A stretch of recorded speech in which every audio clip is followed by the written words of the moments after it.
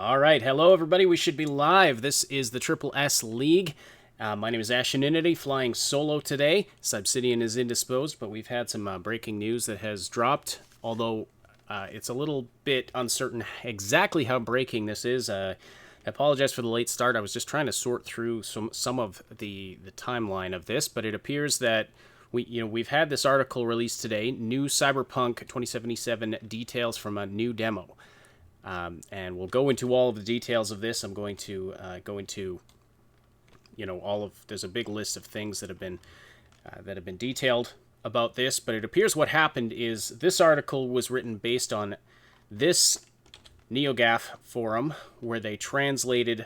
It says here, found on the official forum, someone translated the comments of the Polish press after a new demo, and there are three Polish websites cited as sources, Polish news sites. Now these I've translated them from Polish to English here, and in this one it says similarly to last year, after returning from the E3 exhibition, CD Projekt Red Studio organized a closed display of the Cyberpunk 2077 game for Polish press and investors. So it appears that this happened sometime between E3 and now. And it was exclusive to Polish press and investors of the studio.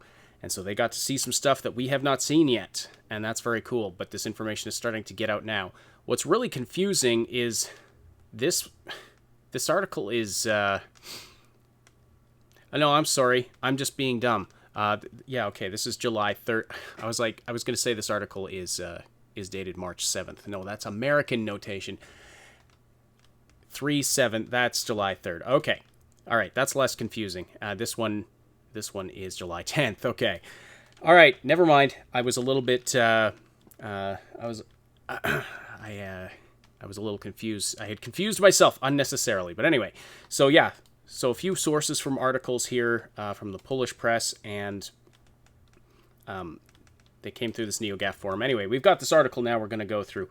All right. Hello, everybody who is watching live in the chat. I see a lot of you there. Thank you for tuning in. So I'm going to go through this article now, and we're going to just discuss some of the details. I haven't had the chance to even read this whole thing yet, so we're going to discover some stuff together here.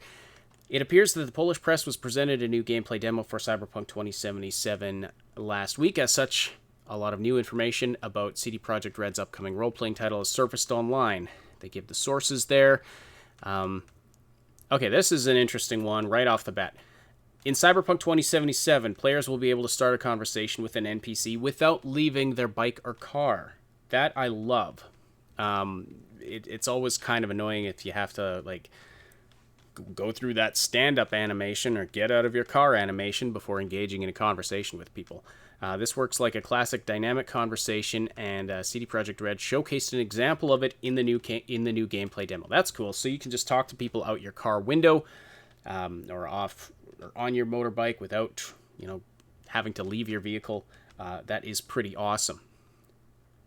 All right, religions will be very present in Night City. Players will... Oh, this is just a list of a variety of things. Players will be able to buy clothes from merchants. Bots will be able to hack at a distance. Players will be able to perform small upgrades on themselves. Okay, this is some stuff. We're going to go through this long bullet point list down here, so I'm just going to skip that paragraph for now. You can find all the new details about Cyberpunk 2077 below. As you will see, CD Projekt Red's RPG sounds pretty incredible, and we are really looking forward to it. Still, we strongly suggest tempering your expectations and avoid jumping on the hype train. There's been a lot of that lately, a lot of this kind of sentiment in the media lately. I'm not sure how I feel about it. I mean, in general, yes, it's good to not, this game is not going to, solve world hunger, but it's every indication is it's going to be pretty awesome. All right, so let's go through this bullet point list. And I see lots of comments in the... If you have any specific comments or questions in the chat, feel free to put them there. Not sure. I mean, this information is as new to me as it is to you, so I don't know how helpful I'll be on some of the specifics. especially with Cyb not here, but let's go through this here. Some merchants will offer unique items and discounts only for a specified period of time or specific times. Okay, that's interesting. That is, I mean, I seem to recall, I don't think that's particularly groundbreaking, but it is interesting. You can buy a variety of clothes like long jackets, sneakers, t-shirts, etc. Examples of programs that a netrunner can buy: a program to disable cybernetic eyes, or another to block a cybernetic member. Is that like a high-tech cock block? I don't know what they're trying to say there. But anyway, so the netrunners will be able to buy specific programs that can target specific cyberware, that kind of a thing. So that's really interesting. So the options for customization on your netrunner, it's not like, oh, you can just hack anything from anywhere. Hacking is not going to be magic in this world. Let's put it that way. You're going to have specific skills and specific programs that you can run to hack specific things. As you advance your hacking skills, the options will expand from a simple door opening to controlling cameras or turrets and more. That's very cool. Very Deus Ex kind of a thing going on there. All right, minigames related to hacking will be different depending on the installation you hack. I like that. I like that a lot. If there's some variety in the minigames, that's going to be a welcome thing, in my opinion. It's always,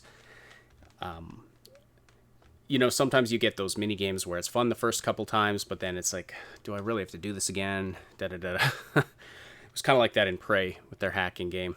It's like, okay, yeah, this ball bouncing game is kind of interesting, but a little variety can go a long way. Bots can also hack at a distance. I'm not sure if bots can also hack at a distance. Does that mean the robot is doing the hacking, or does that mean you can hack robots from a distance? I wonder if something's been lost in the translation here from Polish. I'm not sure. But anyway, long distance hacking is going to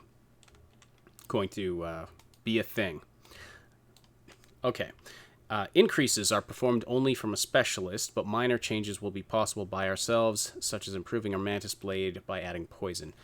So I think what this is talking about is when you're improving your cyberware, major increases or like adding a completely new system, you'll have to go to your Ripper dock, but you can make small modifications yourself, which is good. I mean, if you have the materials and you can just make a minor upgrade while you're out on the road, that's a good thing. Not having to go visit your Ripper dock all the time. But if you want to make a major upgrade, then of course you have to go see a specialist. And you'll be able to add. So it talks about adding poison to the mantis blades. I wonder. There's probably going to be other elemental effects you can add as well. We do know there are elemental effects in the game, so that'll be interesting to see all the variety of things that you can add to your weapons and such. Ali Mafuz in the chat says, reminds me of Witcher 3 where you can apply oil to your sword. Well, yeah, it makes sense. You'd be able to do minor things on your own without having to go see a special person to like add poison to the blade or whatever. All right, the scarcity of objects corresponds to its availability rate in stores. The more rare an object is, the more street cred it will take for a seller to offer it to us. That's interesting. That's interesting. So the street cred stat is going to affect what you're able to buy. And I don't know if this means that it's also going to be rarer in other places, like enemies dropping things or just finding them in the world, if it's going to be more rare from those perspectives as well, or if this is just talking about the stock available in the stores.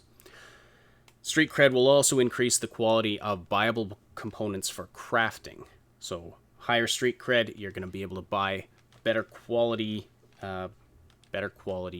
things to do your crafting with. All right, they have changed the way to show the damage compared with the 2018 demo and try several methods to indicate the damage taken by the opponent without flooding the screen with numbers. The numbers are still there, but in smaller quantities, like adding special animations. Okay, that's good. Yeah. So they're just, it's a quality of life thing. They're trying to make it more efficient, have a more streamlined way of showing, okay, you damaged that guy without flooding the screen with numbers. We're not playing Borderlands. Nothing against Borderlands. I love Borderlands. But yeah, that's good. And I mean, there are ways they can integrate that. I mean, in a cyberpunk world, you can have a HUD. You can have a real HUD on your eyes that can indicate, okay, this guy got damaged. So there's a lot of ways they can do that, that are very immersive and fit into the lore of the game. All right, the inventory will be limited according to the weight that can be transported. So I think this is saying you have an inventory weight limit. It's pretty standard fare. When V uses a glass bottle to shatter it on the skull of an opponent, this results in a bloody visual effect, and the shard of the bottle is still usable for impaling it in the body of an opponent. That's pretty specific and graphic. But I guess this must be something that they demoed specifically in the game. So you can do something like a glass bottle, bash a guy over the head with it, and then you have it available as a weapon. All right. Example of an interactive discussion between V and Placide in the demo. During the conversation, a henchman enters the room with a message. If V looks at this character, a new dialogue options appear to interact with him that, according to the devs, will have an impact on the conversation with Placide if used. So that's really interesting. So interacting with other characters, you're not going to be locked off from other characters in the room when you're in the midst of dialogue. And that's really interesting. A lot of games, when you're in dialogue, you're in dialogue mode with that one character, and boom, you're just focused on them. Fallout 3, they're just in your face at an uncomfortably close distance. Yeah, but anyway, so it's not going to be that. You can, and just by the direction you look, like, I am sure there are going to be times where, say you look at the gun on the table, and that affects what happens in the dialogue. So that's really interesting. So you're gonna have to be aware of where you're looking in dialogue. If you're just looking around aimlessly, you might give the wrong impression to the person you're talking to, and that could go in a bad direction or a right direction. All right. Offended Cat asks, will there be a roach in Cyberpunk 2077? Well, I mean, not literally, but in terms of your car, you'll be able to summon your car similarly to how you could summon your horse in The Witcher 3. So this has been confirmed recently. Your car can self-drive and has GPS and stuff, so, you can summon it to wherever you are, basically, even if you left it a long ways away. So that's similar to how Roach worked, except slightly more immersive when you're talking about a self-driving car. I guess you could imagine that Roach just follows you from a distance all over the place, and then, then comes running when you whistle. I guess that works. All right. When Placide forces V to connect to the network to be monitored during his mission, an interruption is possible if we have Street Kid, because only a child of the street knows the way gangs work. I'm not sure what they mean by an interruption there. Is that an interruption to Placide monitoring you? Like you can disconnect from him there? More details about the boss fight with Sasquatch. The fight takes place in a small room with interactive objects. The boss can use these items to prevent us from reaching his back. It is possible to avoid the fight. That's interesting. So Sasquatch, I believe, is the boss. No, that's not what I'm thinking. So Sasquatch is the head of the Animals gang. Okay, just got to make sure I get my information straight here. Not the boss that we saw in last year's gameplay. If I'm wrong about that, let me know. But anyway, so apparently it sounds like Sasquatch has a weak spot on her back, and then the boss can interact with things to prevent you from being able to access the weak spot. Yeah, okay. Chat is confirming that Sasquatch is the boss in the 2019 demo, who I believe is the head of the Animals gang. All right, each attribute and skill goes up to level 10. There are 60 perks, too, 5 per skill, and each perk has 5 levels of progression. Holy crap, so there are 300 perk levels. That's insane. So that's a lot. That's a lot. You can combine skills with doping products like the slow motion effect during hacking to have more time. Okay, that's cool. So you want more time to play that mini game and hack into that thing. Use your slow motion juice, whatever that is called. This was used during a fight against an animals in order to have time to hack him. So you could slow down time and then hack really fast to weaken your opponent. That's pretty cool. I'm being told my audio is low. I'll try to... It's the same as what I set it to for the podcast, but I'll try and up it a bit here. Okay. In the demo, V is level 18 with a street cred level 12. Bridget is level 45 and was the highest level NPC met in the demo. So the levels are going to go pretty high. Let's see. Red Tango. Can you customize your implant materials? I want to turn into a shiny golden corpo god. I mean, I don't know exactly, but visual customization is very important in this game. So I would imagine there is a lot you can do visually. I mean, we saw the one character completely decked out in chrome, Lizzie Wizzy. So how much of that will there be? I'm not the person to ask, unfortunately. But all right, let's continue on here. If you take a driver out of his car and rob him and there's a gang or the police around, a violent response will be felt. You will feel that violence. So, yeah, and so there's been a lot of questions recently about how is law enforcement going to work? How are the police going to react? We know that in some areas there is no police force. The gangs rule the streets. And if you mess with the wrong person, the gangs will come after you, kind of a thing. And we also know that, what was the point I was just about to make? Complete brain fart moment there. So anyway, in some areas, the police are not present and the gangs rule the streets.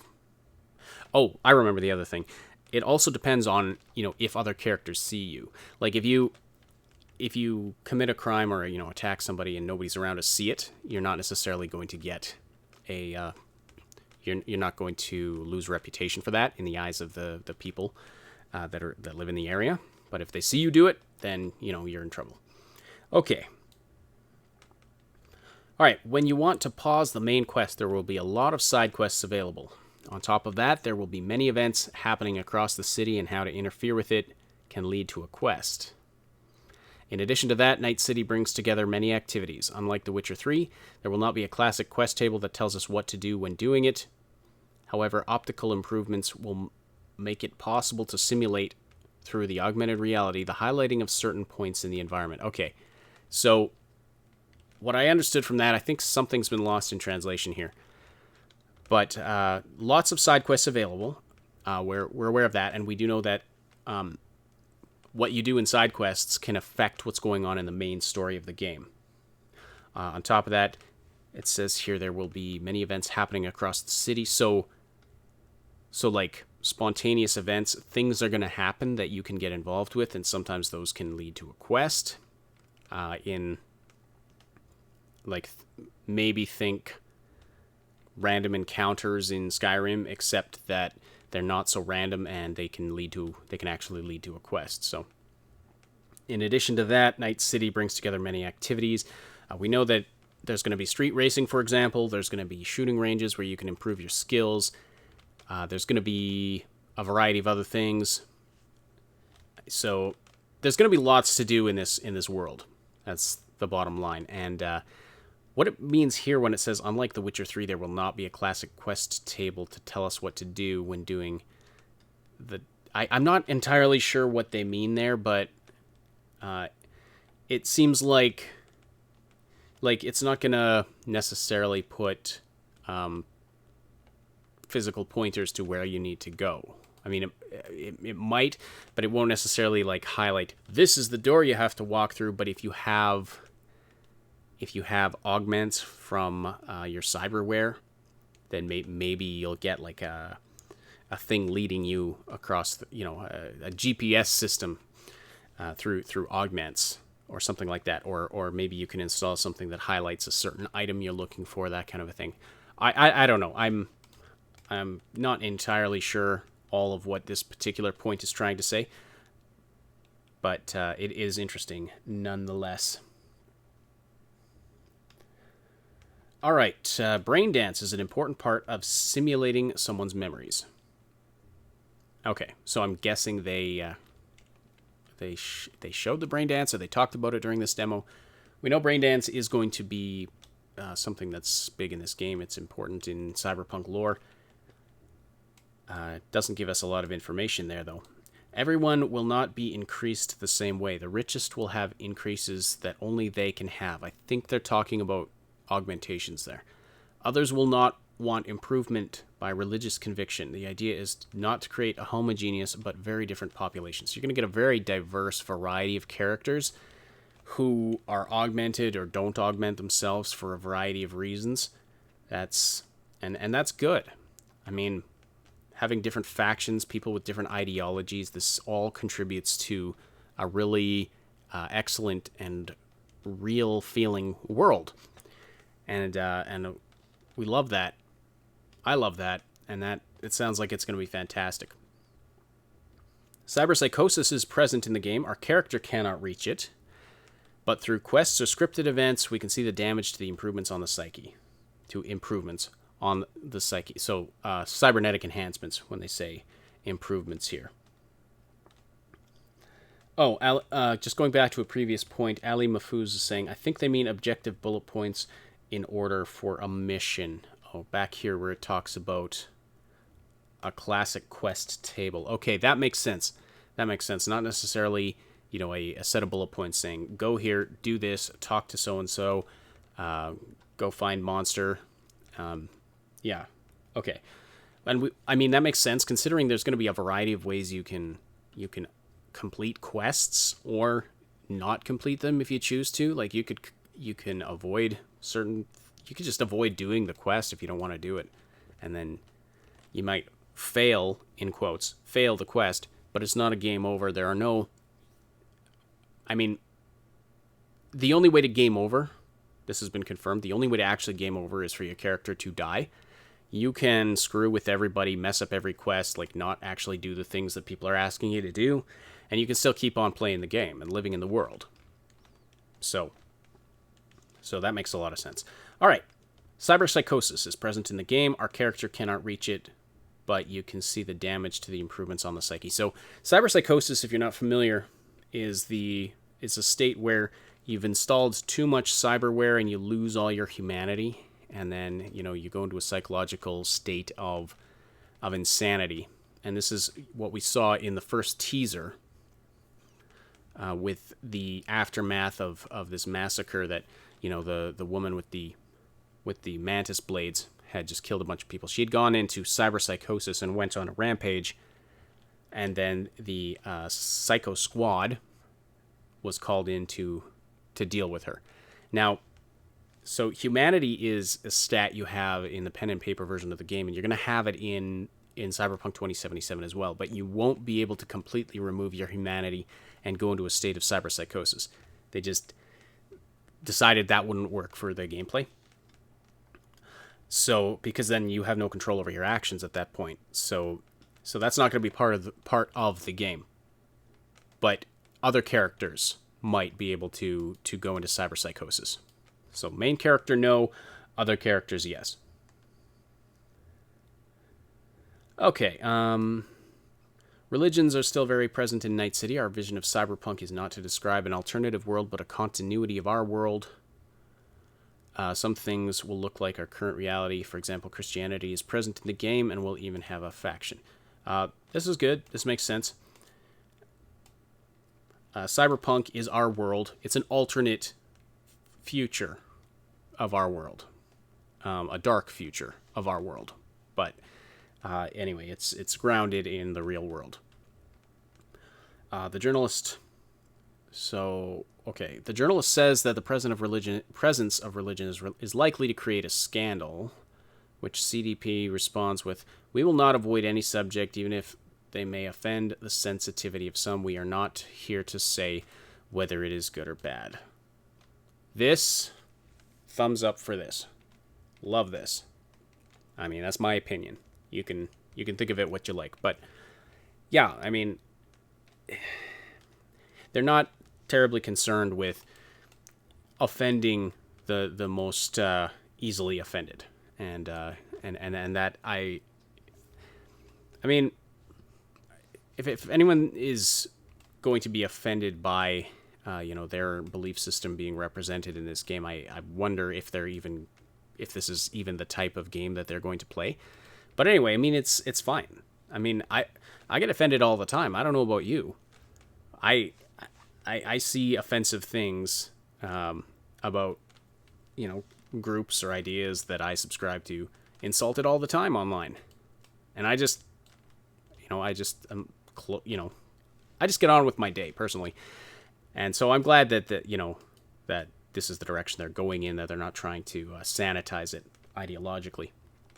With Cyberpunk, CD Projekt has also exacerbated community membership as a way for people to protect themselves from danger and poverty. Yeah. Does this mean you can join like a guild or a faction? And there's some benefits for that.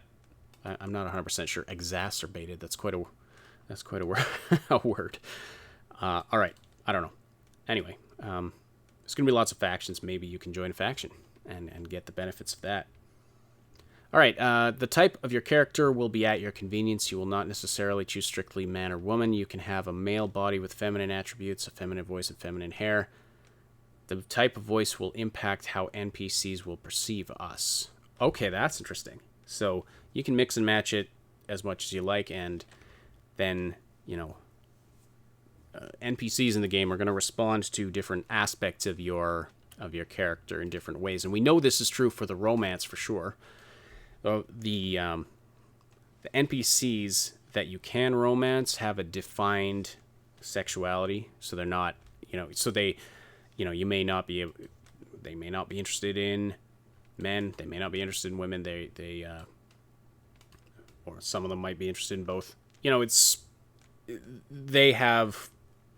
NPCs have those preset characteristics, but you as the player character, you can customize it as much as you like. You can be, and a lot of it is not just like preset in terms of a